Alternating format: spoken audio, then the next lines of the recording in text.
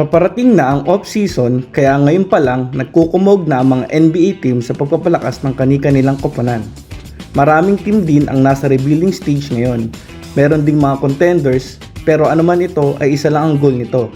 Mapalakas ang kanilang team at makabuo ng right mix of players para makakuha ng kampyonato. Kundi man ngayong season ay para sa susunod pa. Kaya ang isang sports website ay gumawa ng listahan ng mga kilalang pangalan sa malamang ay malipat ng team ngayong season. Tara, pag-usapan natin yan mga brad. 30 ang nasa listahan ng sports website nito na sinasabing malilipat ng ibang team sa next season. Pero ilang kilala lang ang babanggitin natin mga brad.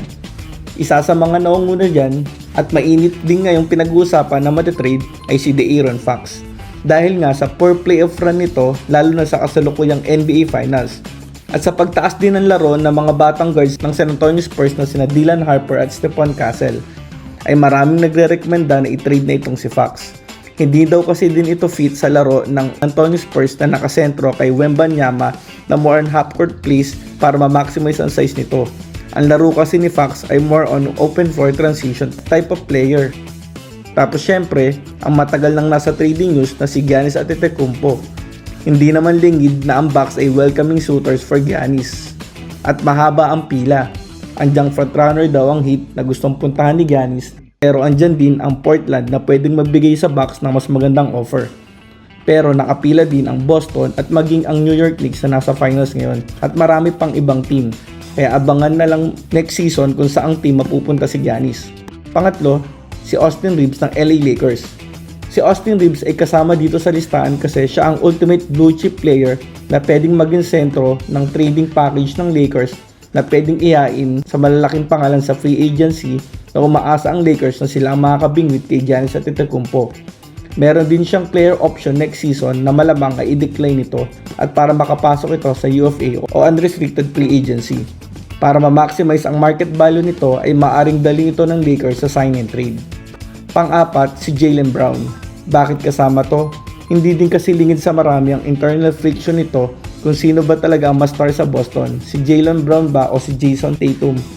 Maraming top executives na nagsasabi na maaari daw mag-initiate ng malaking pagbabago sa koponan si Brad Stevens.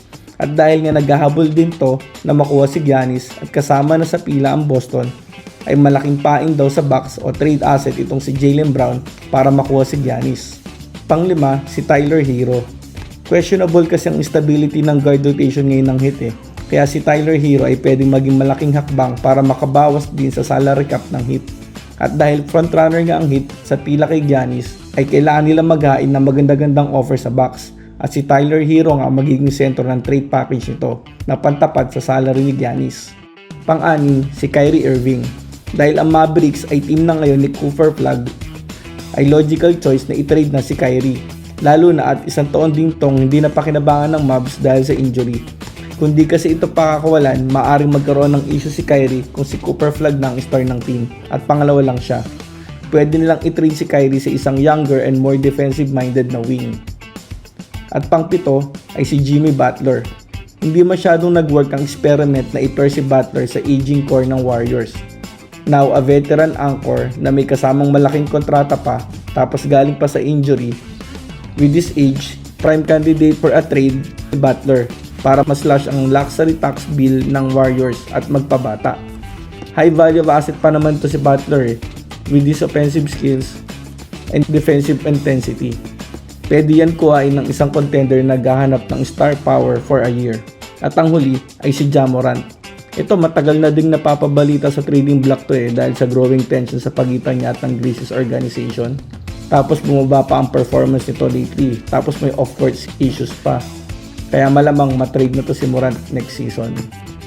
Ayun mga brad, abangan na lang natin ang mga balita lalo na pagkatapos ng NBA Finals at pagpasok ng NBA Draft na siguradong sunod-sunod na ang mga balita. Kayo mga brad, sino sa tingin nyo ang malilipat ng team? At saan ito malilipat? I-komento lang ang pag-uusapan natin yan. Thanks for watching and God bless and see you on our next video.